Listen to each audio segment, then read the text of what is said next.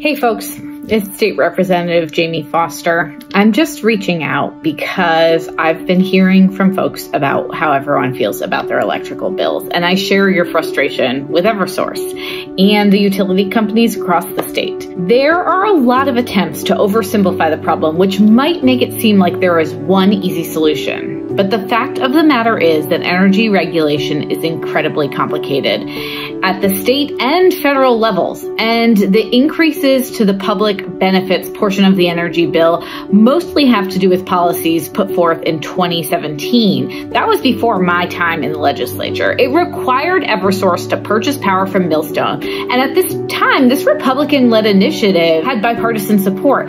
The rate is set to periodically adjust based on the cost to purchase power, and the resulting public benefits charge is set by Eversource after review from PURA, the Public Utility Regulatory Authority. Sometimes this results in net savings for the ratepayers. Sometimes it results in net increases in cost. The PURA commissioner, in fact, recommended to socialize this cost over a longer period of time so that the pain would be less lasting.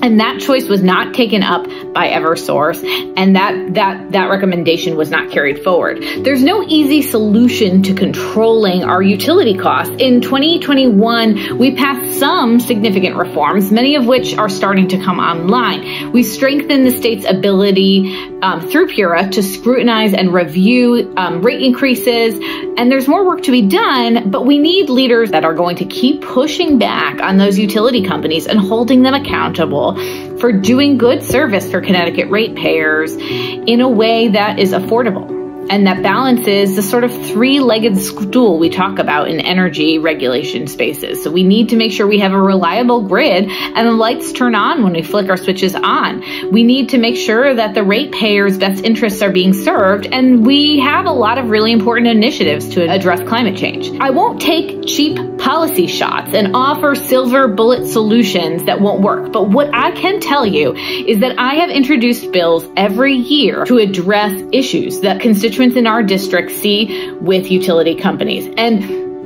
those opportunities are ways that we can make small and incremental progress to holding our utility companies more accountable. I've introduced bills that have prevented utility companies from recouping their lobbying expenses when they go to Hartford from Connecticut ratepayers. That's important. That bill passed into law in a new aircraft carrier, SB7, but that was a bill that I introduced. I prevented the utility companies from recouping their costs of experts as they testify before the Siting Council and PURA. When they have experts testifying on their interests, I doubt that their experts or their lobbyists are often advocating in the best interest of you as the ratepayer. We don't have our own lobbyists. Why should we pay for theirs? We work to strengthen the role of the Connecticut Siting Council and PURA to allow them to hold the utility companies to task.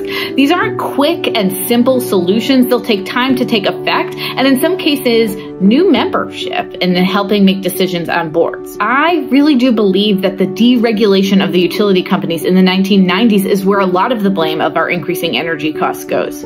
We can try and hold Eversource accountable, but with deregulation, we're dealing with a monopoly. In a perfect world, I believe our electricity companies would be fully regulated or publicly owned, but we can't have full accountability with that. And in the meantime, I'm going to continue to try and peel back the layers of the onion and find ways to make incremental progress. A lot of these bills are really challenging, but I'll tell you that I'm working hard every day in Hartford trying to make sure that things that will actually do something, will actually change the impacts for the ratepayers are being passed on. And you can see that in my record of bills introduced and in my engagement with utility companies on the floor of the Energy and Technology Committee. So I hope you'll take some time. I know this is a long video and this is really complicated stuff, but it is not a single simple solution. It is not just arrearages. It is not just Millstone. It is death by 100 cuts, and we have to figure out ways to address that. I am grateful to you for taking the time to watch this video, and if you have questions, comments, or suggestions, please reach out.